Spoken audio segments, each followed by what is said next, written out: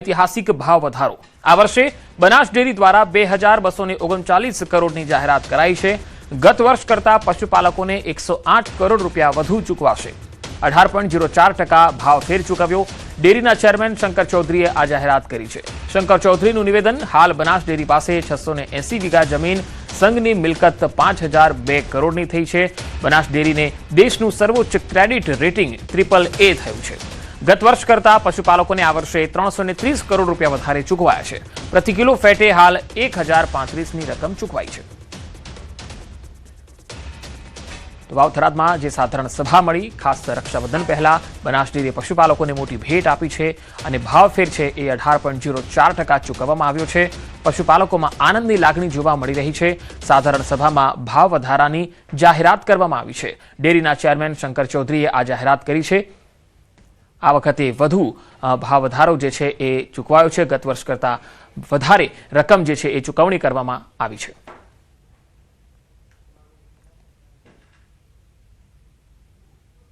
આ વર્ષની રકમ થાય છે 2239 કરોડ રૂપિયા, એટલે 108 કરોડ રૂપિયા ગયા વર્ષ કરતા પણ વધારે ચૂકવવાનો નિર્ણય આપણે કર્યો છે।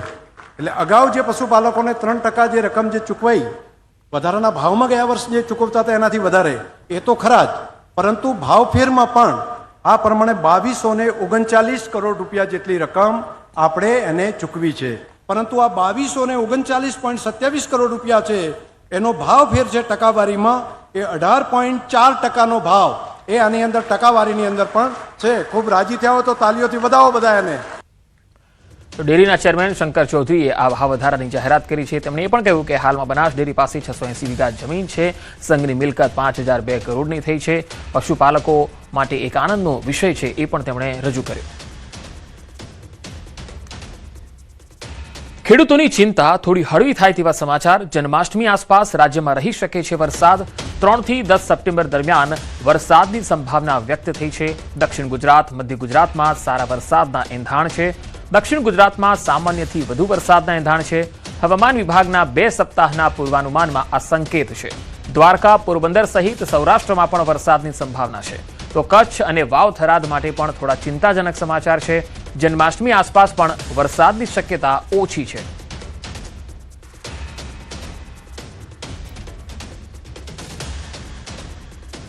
તો આપણે આ જે મેપ છે તેના આધારે સમજીએ કે કયા કયા વિસ્તારોમાં વરસાદની સંભાવના વ્યક્ત કરવામાં આવી છે। તો આ તમે જોઈ શકો છો વરસાદનું જે પૂર્વાનુમાન છે તેનો આ મેપ છે, જેમાં ખાસ તો ગુજરાતની જો આપણે વાત કરીએ તો દક્ષિણ ગુજરાત અને સૌરાષ્ટ્ર તેના થોડા ભાગ છે। સૌરાષ્ટ્રમાં તમે જો તો દરિયાઈ પટ્ટીના જે ભાગો છે અને દ્વારકા, પોરબંદર, જૂનાગઢ અને ગીર સોમનાથ આ જે વિસ્તારો છે તેમાં વરસાદની સંભાવના આ 3 થી 10 સપ્ટેમ્બરમાં થઈ શકે છે। જ્યારે દક્ષિણ ગુજરાતમાં તમે જોઈએ તો નવસારી છે, વલસાડ છે, ડાંગ છે અને નર્મદા છે, તાપી છે, સુરત છે, આ ભાગોમાં વરસાદનું પૂર્વાનુમાન છે। એટલે કે સૌરાષ્ટ્ર અને દક્ષિણ ગુજરાતમાં 3 સપ્ટેમ્બરથી 10 સપ્ટેમ્બર સુધીમાં વરસાદની સંભાવના રહેશે।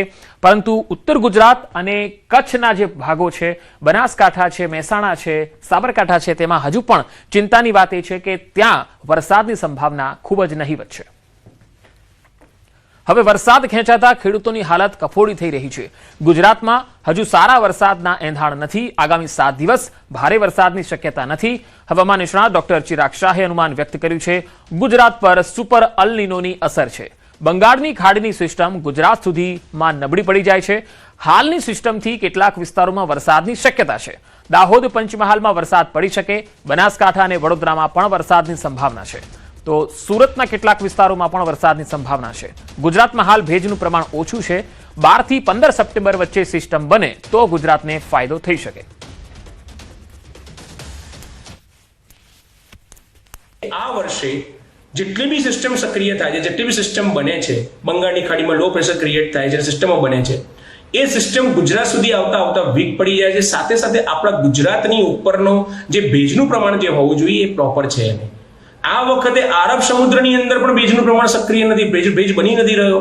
અને એવું માનવામાં ના આવે કે આ વર્ષે આપણે દરિયાકાંઠાના વિસ્તારમાં લાઈક ગીર સોમનાથ છે કે દ્વારકા છે કે પોરબંદર છે, એવા વિસ્તારની અંદર પણ જ્યાં સતત ભેજનું પ્રમાણ વધતું હોય એવા વિસ્તારમાં પણ વરસાદ નથી પડે। એની પાછળનું મૂળ કારણ એક જ છે, આપણે આ વર્ષે અલ નીનોની અંદર છીએ। આ વર્ષે આપણું જે પ્રશાંત મહાસાગર છે એમાં જે અલ નીનો બન્યું છે એના કારણે બધો જ ભેજ બંગાળની ખાડીઓ ત્યાં ખેંચાઈ રહ્યો છે, જેના લીધે ત્યાં આગળ વાવાઝોડા ફોર્મ થાય છે, ત્યાં સાયક્લોનિક સર્ક્યુલર સિસ્ટમ બને છે. અત્યારે જો સતત ત્યાં પ્રશાંત મહાસાગર 4 થી 5 વાવાઝોડા સાયક્લોનિક ફોર્મેશન થઈ રહ્યા છે, જેના કારણે જેની અસર આખી આપણા ભારતના સિસ્ટમ પર, ભારતની આપણા વરસાદની સિસ્ટમ ઉપર, ચોમાસા ઉપર અસર થઈ રહી છે. એટલે એવું બની શકે છે કે આવનારા લગભગ 12 સપ્ટેમ્બરથી 15 સપ્ટેમ્બરની વચ્ચે, ફરીથી હું બધાને ધ્યાનથી કહું છું કે 12 સપ્ટેમ્બરથી 15 સપ્ટેમ્બરની વચ્ચે કદાચ બંગાળની ખાડીનું લો પ્રેશર ક્રિએટ તેની સિસ્ટમ બને. નેપાળમાં પૂરના કારણે હાહાકાર વચ્ચે ગુજરાતીઓ માટે રાહતના સમાચાર સામે આવ્યા. ગુજરાતના ટૂર ઓપરેટરો અને ટૂર એજન્ટો સાથે વાતચીત પ્રમાણે હાલ કોઈ ગુજરાતી યાત્રી યાત્રામાં જોડાયેલો નથી. દિલ્હી અને નેપાળના ટૂર ઓપરેટરો પાસેથી પણ માહિતી મેળવાઈ છે. આ મહિને યાત્રાની પરમિટ આવવાની હતી, પરંતુ પરમિટ આવી ન હોવાથી યાત્રા થઈ નહોતી. જો પરમિટ આવી હોત તો અંદાજે 4 થી 5 હજાર યાત્રીઓ નેપાળમાં હોત. પરમિટ અને વિઝા ફરજિયાત હોવાથી યાત્રીઓની યાદી મળી શકે છે. પરમિટ ન આવી હોવાના કારણે મોટી દુર્ઘટના ટળી છે. લગભગ ગુજરાતના કોઈ પણ યાત્રાળુઓ અત્યારે હાલ કૈલાસ યાત્રામાં જોડાયેલા નહોતા, અને આ જ્યારે ઘટના ઘટી ત્યારે જે લગભગ 100+ લોકોની જે વાત થાય છે એ ઓલ ઇન્ડિયા લેવલથી જે લોકો કૈલાસ યાત્રા પર ગયેલા હતા એમની યાદી છે. ગુજરાતની અત્યાર સુધી એમ કહી શકાય કે સારી વસ્તુ છે કે કોઈ આવી નથી. અને ખાસ તો એ વસ્તુ હતી કે આ છેલ્લા મહિનામાં પરમિટો જે આવવાની તે પરમિટો નહોતી આવી, એના કારણે પણ મોટો આંકડો આપણે એમ કહીએ કે ભગવાને આપણને બચાવી લીધા. અધરવાઇઝ 4 થી 5 હજાર લોકો અત્યારે કૈલાસ યાત્રા પર જવા માટે નીકળેલા હોત. તો રાજકોટના યાત્રિકો બચી ગયા. પરમિટ ન મળતા યાત્રા રદ થઈ હતી.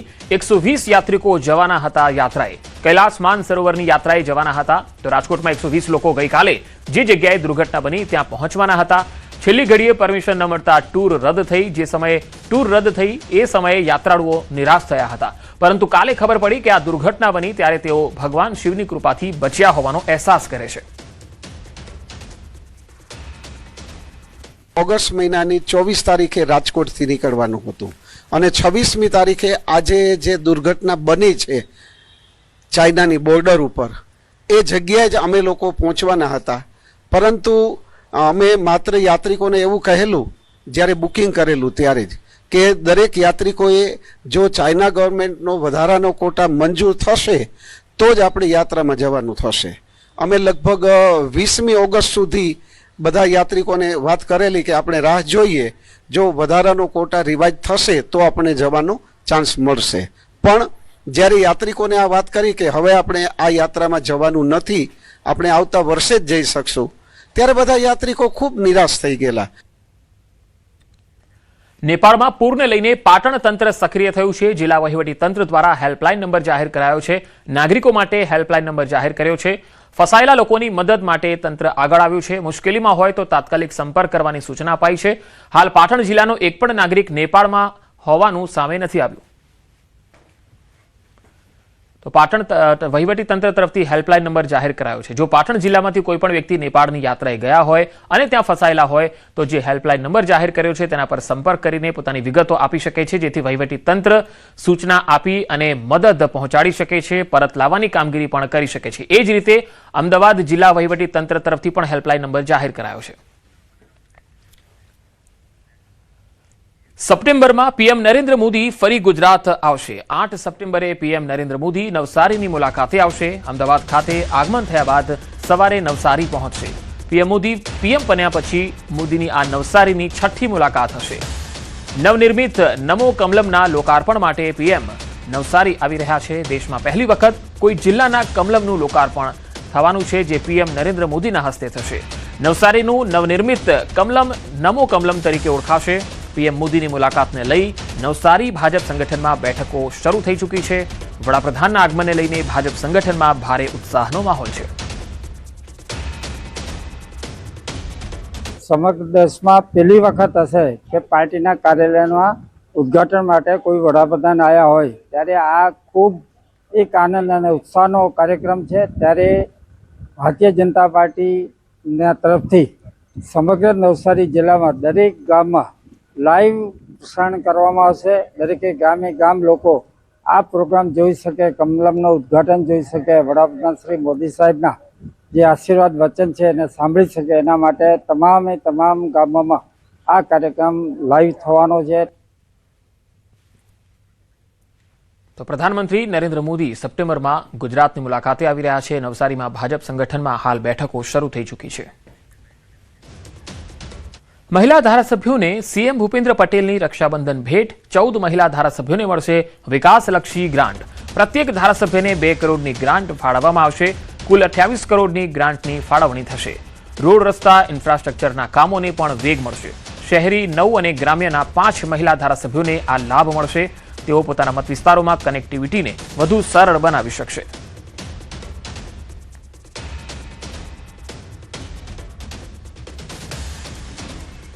આસામ સીએમ હિમંતા બિસ્વા શર્મા સોમનાથ પહોંચ્યા. સોમનાથમાં તેમણે મહાદેવના દર્શન કરી ધન્યતાનો અનુભવ કર્યો. આસામ સીએમએ કોંગ્રેસ પર પ્રહાર કર્યા. કોંગ્રેસ મહિલા વિરોધી પાર્ટી ગણાવી. મહિલાઓ કોંગ્રેસનો બહિષ્કાર કરે એવું પણ તેમણે કહ્યું. કોંગ્રેસના કારણે સમાન અધિકાર ન મળ્યો. સમાન કાયદો ન આવવા પાછળ કોંગ્રેસ જવાબદાર ગણાવી હતી. ગીર સોમનાથની મુલાકાતે પહોંચ્યા આસામના સીએમ હિમંતા બિસ્વા શર્મા. તેમણે આ તબક્કે પત્રકારો સાથેની વાતચીતમાં કોંગ્રેસ પર આકરા પ્રહાર કર્યા.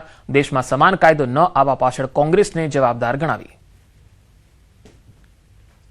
कांग्रेस एक महिला विरोधी दल है. कांग्रेस का कारण ही आज तक देश में यूनिफॉर्म सिविल कोड नहीं हुए हैं. कांग्रेस का कारण ही आज तक देश में महिलाओं को समान अधिकार नहीं मिला है.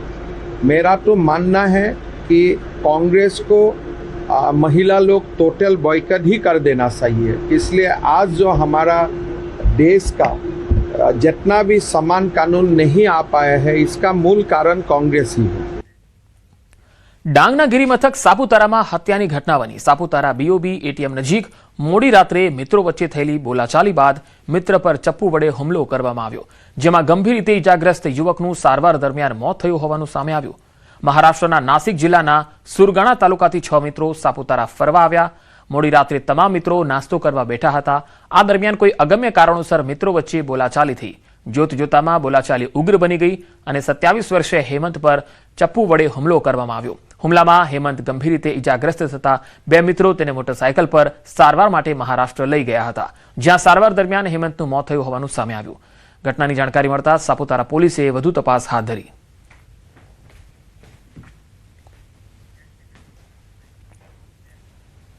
પોરબંદર ખંભાળિયા હાઈવે પર ભારવાડા ગામ પાસે અકસ્માત થયો. મોડી રાત્રે ગેસ ટેન્કર અચાનક રસ્તા પરથી નીચે ઉતરી જતા અકસ્માત સર્જાયો.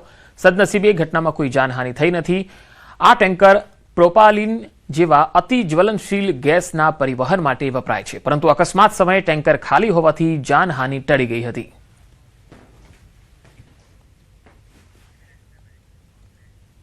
સુરેન્દ્રનગર જિલ્લા કલેક્ટર કચેરી ખાતે રતનપર વિસ્તારના રેશન કાર્ડ ધારકોએ ઉગ્ર રજૂઆત કરી. રતનપર દશામાતાના મંદિર પાસે આવેલી રેશનિંગ દુકાનમાંથી મળવાપાત્ર અનાજ ન મળવાના કારણે કાર્ડ ધારકોમાં રોષ જોવા મળ્યો. દુકાન બહાર કલાકો સુધી રાહ જોયા બાદ પણ દુકાન ન ખોલાતા લોકોને હાલાકી ભોગવવી પડી. દુકાનમાં અનાજનો પૂરતો સ્ટોક હોવા છતાં ઇરાદાપૂર્વક વિતરણ ન કરાતું હોવાનો કાર્ડ ધારકોએ આક્ષેપ કર્યો. તહેવારના સમયે ગરીબ પરિવારોને રેશનનું અનાજ ન મળતા મુશ્કેલી વધી.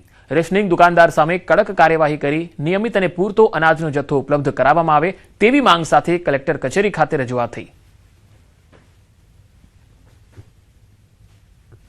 કઈ મળતું નહીં, એમાં તેને દેતા નથી. બીજું શું ટકા ખાવી 4 દી શું નથી મળતું? પણ અનાજ કેટલા દિવસથી નથી મળતું? મહિનેથી નાની હાટો ખાવી હિમ કાચરના દી થયા. પછી પેલી પૈ દેતા નથી. ના આપ્યું 3 દી એક જ દારી ટકા ખાવ.